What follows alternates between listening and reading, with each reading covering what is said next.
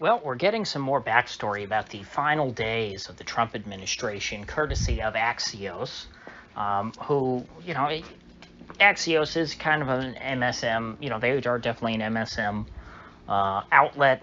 They're not, you shouldn't take their word as gospel. But with that said, they're not one of the worst mainstream outlets. They're not, CNN. They're certainly above that. I think that they're better than the Washington Post, certainly in the New York Times, although they're of that ilk. I believe it was former Washington Post people who founded Axios. So keep that in mind. But they detailed in a very long article Trump's his final ploy to try and pull the troops out once and for all. Now, this is something that I discussed in the wake of the last election, when Trump should have known he was probably on his way out, even while he had all the election contest stuff pending. If I were Trump, I would have wanted to make sure, hey, I'm gonna spend the next month or two like it's my last. Even if I end up winning my election contest, that's great. I can do more stuff over the next 4 years, but I need to make sure that I get as much done as far as my promises and my priorities go between now and January.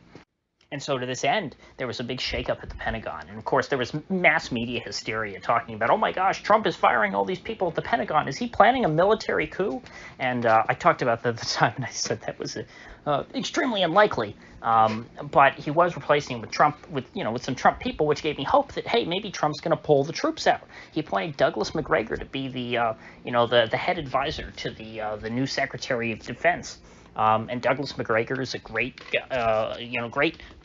former colonel, retired colonel, who was on Tucker all the time talking about why we need to bring the troops home. So I'm like, wow, Trump finally hired McGregor. Maybe McGregor's job is to get the troops out. And that's what I heard from leaks from, I can't remember the name of the reporter, but there was a great reporter, Pentagon reporter for the American Conservative magazine, who, when McGregor was appointed, went on the Scott Horton show, talked about it, and said, hey, what I'm hearing here is that McGregor's job, the reason why he was hired, is to get the troops out and to bring them home by the time that Joe Biden is inaugurated. And then all of a sudden, nothing came of that.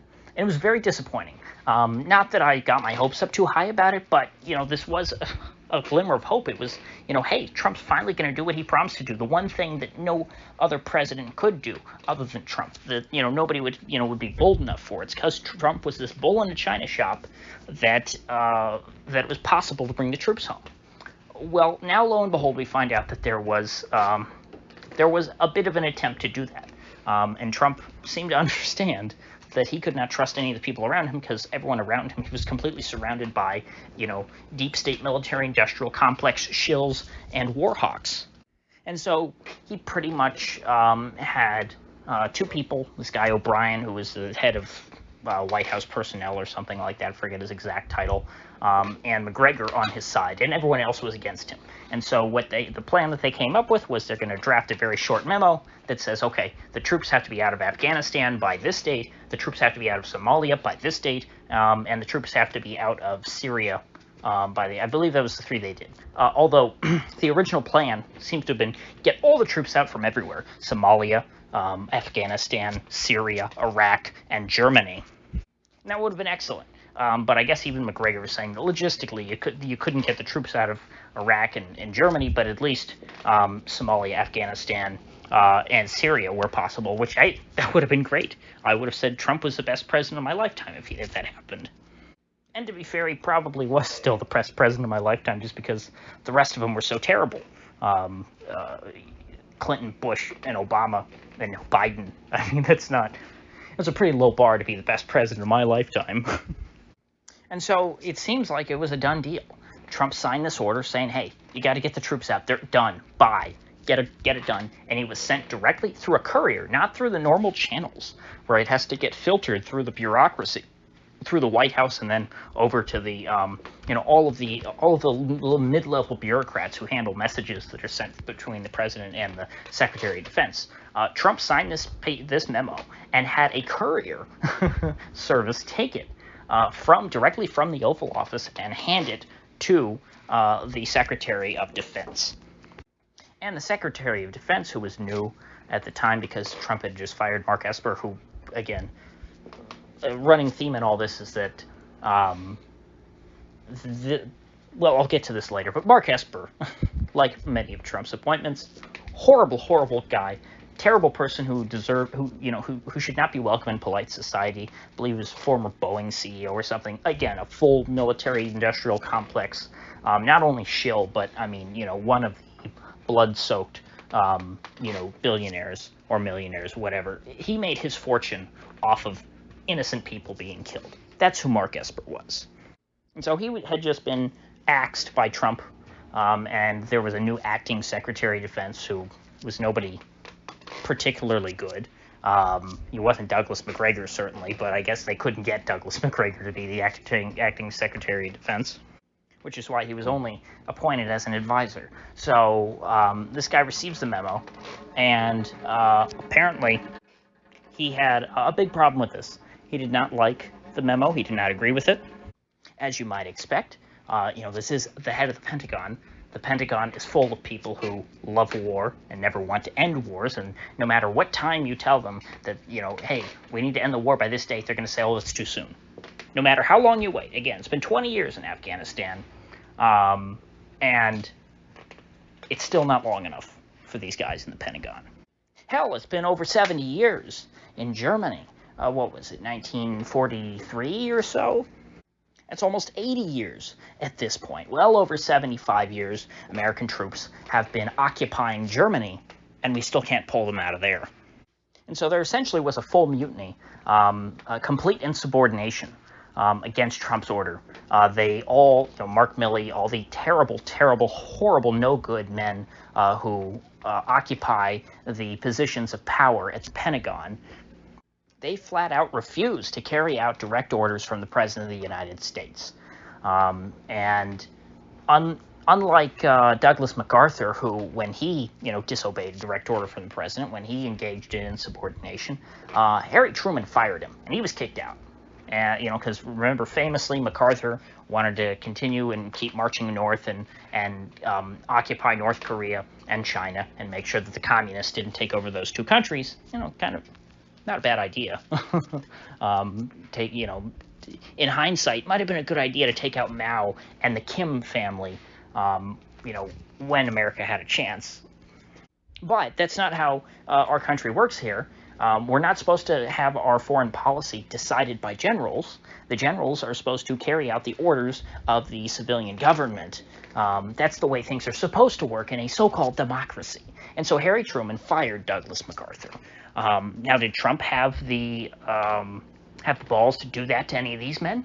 Nope.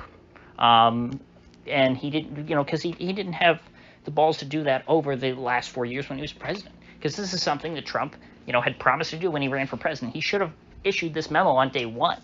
And anyone who refused to go along with it should have been fired. I mean, hell, that was one of Trump's selling points, is that he loves to fire people. That was his catchphrase, "You're fired."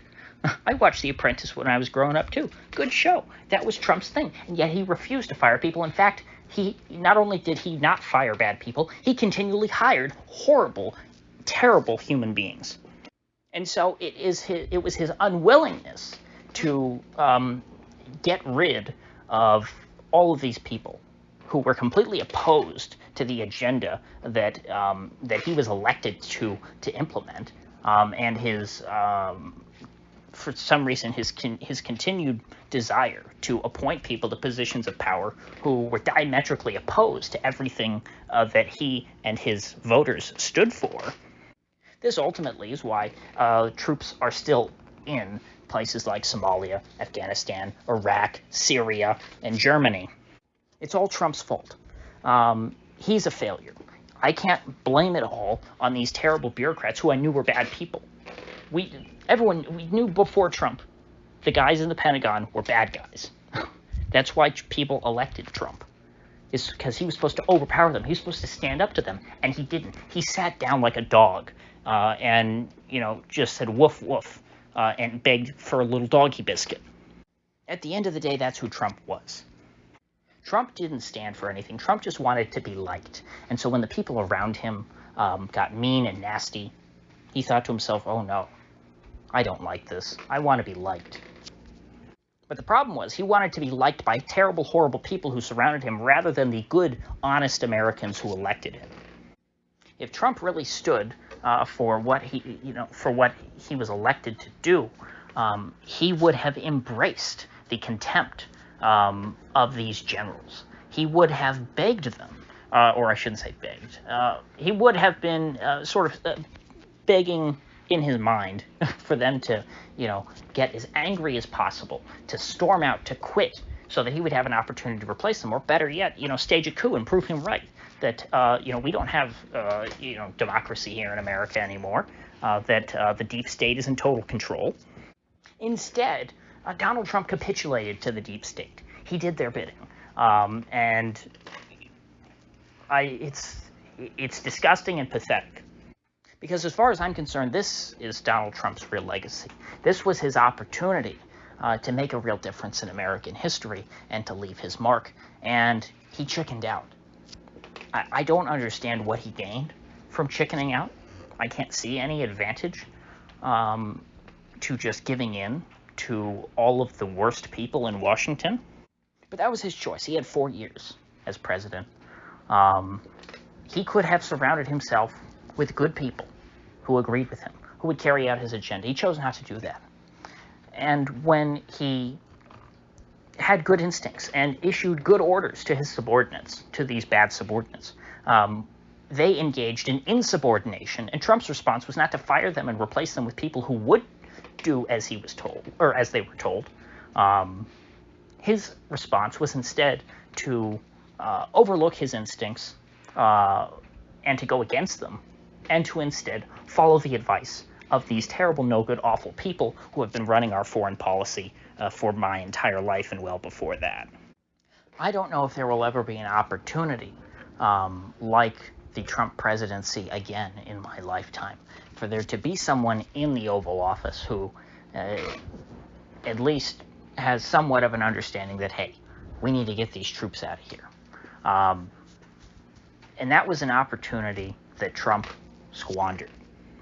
I've said it before and I'll say it again. I think that the only way at this point that the troops are going to come home for good in any meaningful way is when the U.S. empire totally collapses financially.